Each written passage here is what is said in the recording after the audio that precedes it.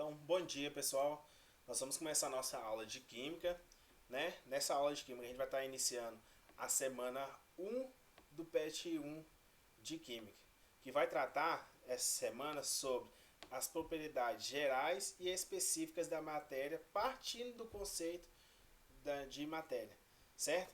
Então, a primeira coisa que a gente vai falar é sobre o que seria matéria. A gente define matéria na Química como tudo aquilo que tem massa e ocupa lugar no espaço. Por exemplo, madeira, papel, plástico, vidro, nós mesmos, certo? Nós somos considerados como matéria porque nós temos massa, eu até mais que outros, nós temos massa e ocupamos lugar no espaço, certo? Então, quando a gente tem uma porção delimitada da matéria, a gente chama de corpo. Por exemplo, um pedaço de madeira, um caco de vidro. Isso nós delimitamos como corpo, certo? Nas matérias nós temos os sistemas. Os sistemas eles são classificados em substâncias puras e misturas. Dentro das substâncias puras, nós classificamos as substâncias puras como dois tipos. Nós temos as substâncias simples e as substâncias compostas. As substâncias simples são aquelas constituídas por apenas um tipo de elemento químico, enquanto as substâncias compostas são constituídas por dois ou mais elementos químicos, certo? Por exemplo, nós temos o gás hidrogênio, H2. Ele é uma substância simples, porque só é constituído apenas de hidrogênio. Por exemplo, um exemplo de substância composta, a água. Ela é constituída de dois tipos de elementos químicos, o hidrogênio e o oxigênio, certo? Então, substância simples constituída de apenas um elemento químico, substância composta constituída de dois ou mais, tá, pessoal? Não é só dois, não, dois ou mais elementos químicos, certo? Dentro das misturas, nós temos as misturas homogêneas e as misturas heterogêneas. No caso das misturas homogêneas, nós temos que são aquelas que a gente não consegue perceber visualmente se a constituição da mistura, né? Nós temos lá a mistura de duas ou mais substâncias, mas a gente só enxerga, visualmente a gente só consegue enxergar uma substância só. Por exemplo, quando a gente dissolve açúcar na água, a gente consegue ver uma substância só um líquido incolor, certo? Agora, quando a gente coloca terra na água, a gente vê dois corpos diferentes. Nós visualizamos a água e nós visualizamos a areia. Isso seria um exemplo de mistura heterogênea, certo? Então, continuando aqui, nós temos que as substâncias puras, como eu falei, substâncias simples, constituídas de apenas um tipo de elemento químico, e a substância composta, constituída de dois ou mais elementos químicos. No caso das misturas, nós temos como exemplo as misturas homogêneas, a solução uniforme. O ar é um exemplo de mistura homogênea. No caso da mistura heterogênea, como eu tinha falado, a água mais areia. Então, no caso das misturas homogêneas, nós temos que as misturas homogêneas são aquelas que possuem um único aspecto, isto é, as mesmas propriedades químicas em toda sua extensão. Por exemplo, quando a gente mistura a água com o açúcar dissolvido, certo? Então, nas misturas heterogêneas, são aquelas misturas que apresentam mais de um aspecto e têm propriedades distintas em sua extensão. Por exemplo, a mistura, quando a gente vai misturar água com óleo, essa seria um exemplo de mistura heterogênea. Por quê? Quando a gente visualiza essa mistura, a gente consegue enxergar duas fases diferentes, né? Uma fase seria a água e a segunda fase seria o óleo, né? Mas o que seria fase? A fase, pessoal, as fases são cada aspecto homogêneo de uma mistura, ou seja, cada aspecto que eu enxergo em uma mistura, certo? A água com areia, eu enxergo duas fases, ó. Eu enxergo a água e enxergo a areia, certo? Quando eu misturo os três, óleo, água e areia, eu enxergo uma fase o óleo, uma fase a água e uma fase a areia, certo? Aqui, ó, no caso do gelo, água e limalha de ferro, eu vou chegar a três fases diferentes: gelo, água e limalha de ferro, certo? Vou chegar a três coisas diferentes. Então as fases também aparecem quando temos a substância pura em equilíbrio de fase. Uma coisa que a gente tem que diferenciar, pessoal, é que nem sempre o número de fases vai ser igual o número de componentes. Como assim, professor? Observe, neste caso aqui, do gelo, da água e do limalho de ferro, certo? Nós temos quantas fases aqui? Nós vemos três fases, ó. O gelo, a água e a limalha de ferro, certo? Só que, neste caso, nós temos dois componentes apenas. Ah, mas o que seria componentes? Componentes são aquelas substâncias que participam da minha mistura, certo? Então aqui eu vejo o gelo e a água. São duas fases diferentes? Sim, mas são um componente só. O gelo e a água, todos dois são constituídos apenas de H2O, que é a água, certo? Só que em estados físicos diferentes. Então tem que tomar cuidado isso. Nem sempre o número de fases vai ser igual ao número de componentes, como por exemplo esse terceiro exemplo aqui, ó, sistema trifásico constituído por dois componentes. O exemplo anterior, ó, óleo, água e areia, nós temos mistura de três fases com três componentes diferentes. O óleo é um componente, a água é um componente e o terceiro, a areia, é um outro componente, certo? Então, nem sempre o número de fases é igual ao componente. Fase é aquilo que eu enxergo, que eu visualizo quando eu olho para a minha mistura. Enquanto componentes é a quantidade de substâncias presentes na minha mistura, certo? Então, na classificação da matéria, nós temos os sistemas homogêneos e os sistemas heterogêneos, né? Nos sistemas homogêneos, nós temos as substâncias puras, que podem ser simples ou compostas, e nós temos a mistura de uma fase só. Por exemplo, água com açúcar é uma fase só, eu só enxergo uma coisa. O ar é uma fase só, certo? Mas é uma mistura. Nos sistemas heterogêneos, nós vemos misturas de mais de uma fase, como por exemplo água com areia, e substâncias em mudança de estado, como a água e gelo, certo? São duas coisas diferentes, são o mesmo componente, mas com duas fases diferentes. Então, você já deve perceber que alguns materiais são mais duros, outros quebram com facilidade, né? Por exemplo, o ferro, ele é mais duro, menos maleável, enquanto o vidro, ele é quebradiço, né? Quebra com facilidade. Alguns são coloridos e outros não apresentam cores, né? Tais características são denominadas propriedades da matéria, né? As propriedades da matéria, elas podem ser observadas em um corpo, elas podem ser divididas em dois grupos: as propriedades gerais, né? E as propriedades específicas, são aquelas intrínsecas de cada substância, de cada material. Então, como propriedades gerais da matéria, nós temos a impenetrabilidade, né? Nós temos a massa, a elasticidade, a extensão, a indestrutibilidade e a inércia, certo? E como propriedades específicas da matéria, nós temos as propriedades, ação específicas da matéria, nós temos como classificá-las em três, são divididas em três: a organolopéticas, as químicas e as físicas. Na aula de hoje a gente vai focar mais nas propriedades físicas da matéria, né? Então, aquelas propriedades específicas da matéria, que são chamadas de organolépticas, são as propriedades pelas quais certas substâncias impressionam nossos sentidos, né? São aquelas que a gente consegue sentir, né? Nos nossos sentidos, pelo tato, olfato, pelo paladar, né? São as propriedades pelas quais são cor, sabor, brilho, odor. Enquanto as propriedades químicas são aquelas que caracterizam quimicamente a substância, como combustão, a hidrólise, reatividade da substância e por aí vai. E as propriedades físicas são aquelas que caracterizam a substância fisicamente, diferenciando cada substância entre si, certo? As mais importantes são a densidade, o ponto de fusão e ponto de ebulição, né? Então a primeira coisa aqui, ó, nós temos a densidade.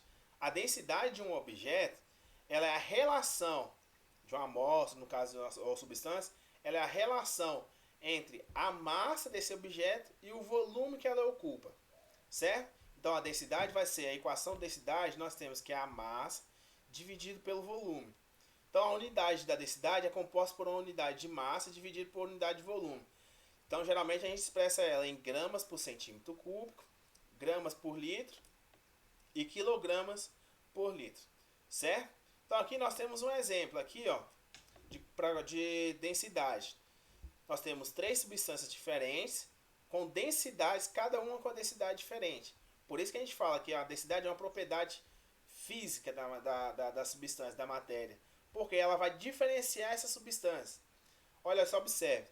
Com uma tampa de vinho, que a gente fala de cortiça, ela tem uma densidade de 0,32 gramas por centímetro cúbico. Certo?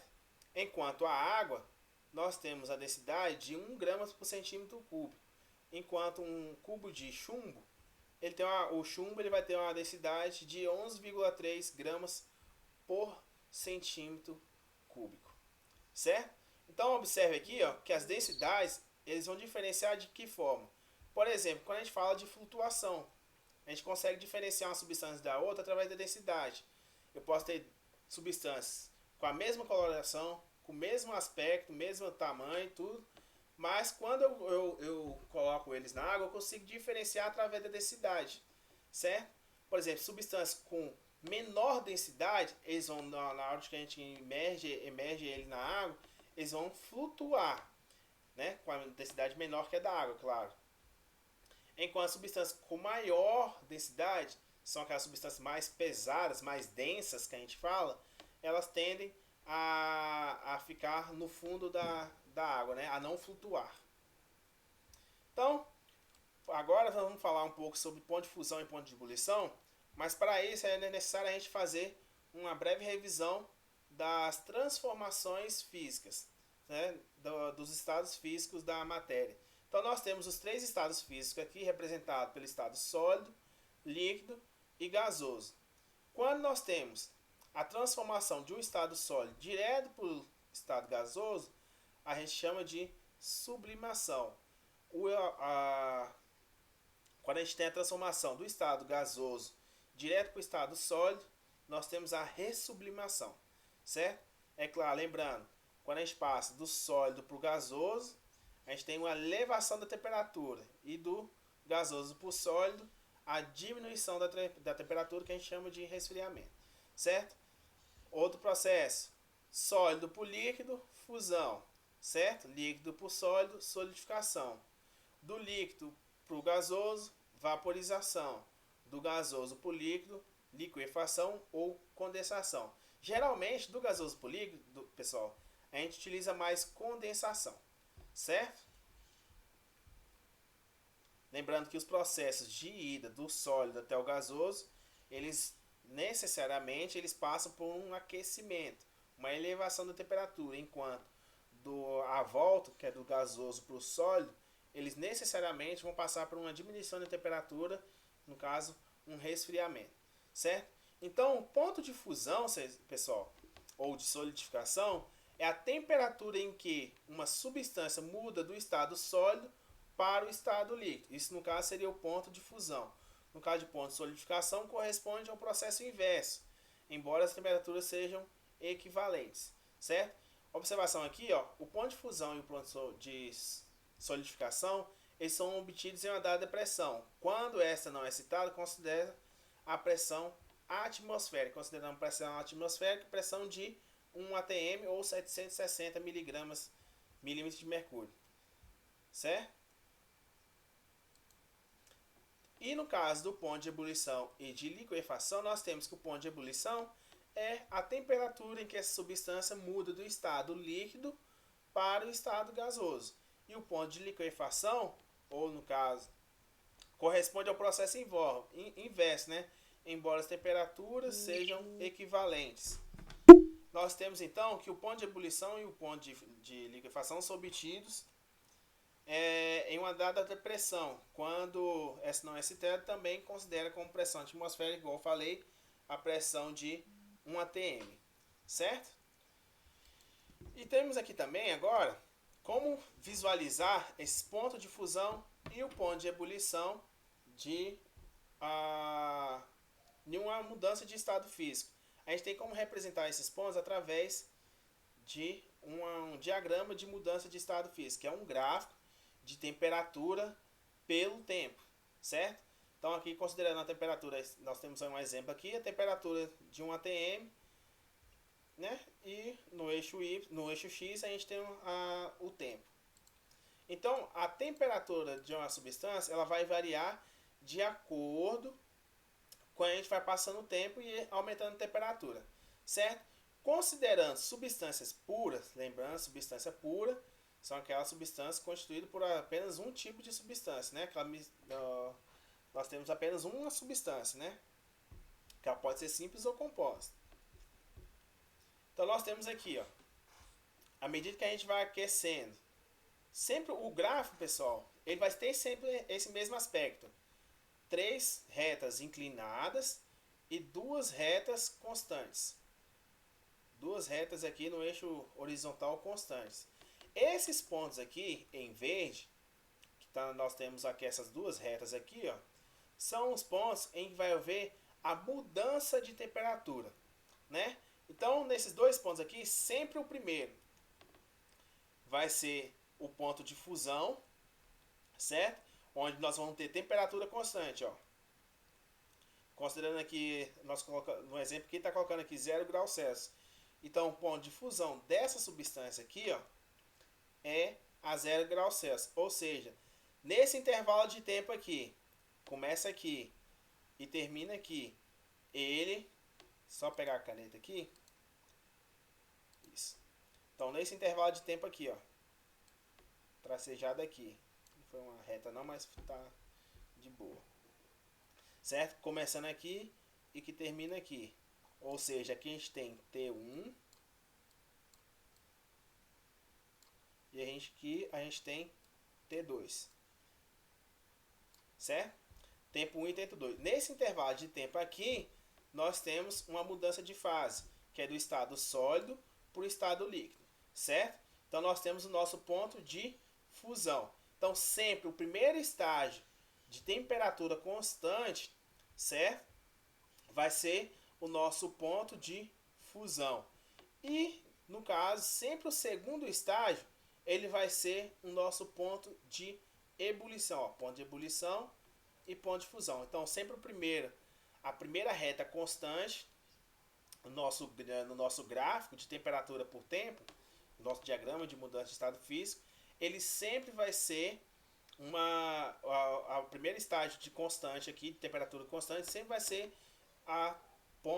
o ponto de fusão. E o segundo estágio sempre vai ser o ponto de ebulição. Lembrando, pessoal, que nesse caso aqui, esse diagrama de mudança de estado físico, ele é um diagrama de aquecimento, certo? Por que aquecimento? Vocês vão, com a medida que vai passando o tempo, a temperatura aqui, ó, ela só vai aumentando. Ah, professor, e se fosse o inverso? Se fosse o inverso, seria um diagrama de resfriamento. Com o tempo, vocês iam ver, ó, ia começar aqui, ia descer, primeiro estágio, depois ia descer de novo, segundo estágio, depois ia descer de novo, certo? Resfriamento, a temperatura vai abaixando de acordo com o tempo, enquanto que o resfriamento, o aquecimento, a temperatura vai aumentando de acordo com o tempo, certo, pessoal? Então aqui nós temos que pensar também outra coisa. Sempre se tiver esses 2 estágios constantes, nós temos uma substância pura, certo? Por quê? O gráfico de uma mistura ele é diferente. Ele não vai ter, a gente vê aqui agora, ele não tem aqueles estágios de temperatura constante. Por quê? Como vai ter uma mistura, o ponto de fusão e o ponto de ebulição eles vão vai variar de acordo com a substância que tiver presente na nossa mistura, certo? Então, se tiver 2 pontos de temperatura constante, nós temos o gráfico de substância pura. Enquanto se nós não tivermos os dois estágios de temperatura constante, nós temos os gráficos de uma mistura, certo? Mas novamente, ó, sempre a reta, segundo estágio do nosso diagrama, ele sempre vai ser o ponto de fusão, né? A variação do ponto de fusão, temperatura de fusão, e aqui no segundo estágio sempre vai ser nossa temperatura de ebulição, tá? E essa era a nossa aula de hoje, pessoal. Eu espero vocês na aula da semana que vem, da quinta-feira e da semana que vem. Lembrando que nós temos plantão sempre às quinta-feiras a partir das 9 horas, certo?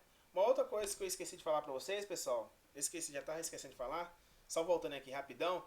Ah, professor, se eu quiser saber qual o estado físico da substância em determinada temperatura, o que eu vou ter que fazer? Você vai lá e traceja aqui, ó. Quer saber? Digamos que aqui fosse a 100 graus aqui, certo? A 100 graus, isso. Então vem cá nessa temperatura, traça uma reta até o estágio que eu venho aqui na minha curva. Olho aqui, certo? Tracei essa reta aqui. Se eu quiser saber pela temperatura, vem aqui, ó, tracei uma reta no eixo horizontal e vem até aqui. Nesse estágio aqui, ó, minha substância está em estado líquido, certo?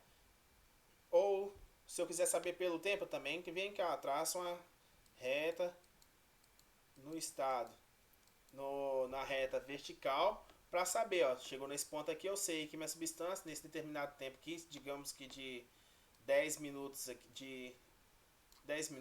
vou colocar aqui, 10 minutos, então minha substância está no estado de vapor, certo? Então sempre lembrando também, pessoal, primeiro estágio, sólido, depois fusão, sólido mais líquido, depois líquido, né? Depois ebulição, líquido mais vapor. Depois da ebulição, minha substância vai estar no estado de vapor. Lembrando que isso para o gráfico de aquecimento, tá? A mesma coisa aqui atrás, ó. Nós temos sólido, depois constante, sólido mais líquido, ponto de fusão. Depois líquido, né? Porque a substância está passando do sólido para líquido aqui na fusão. Terminou a fusão, a substância já está totalmente no estado líquido, ó.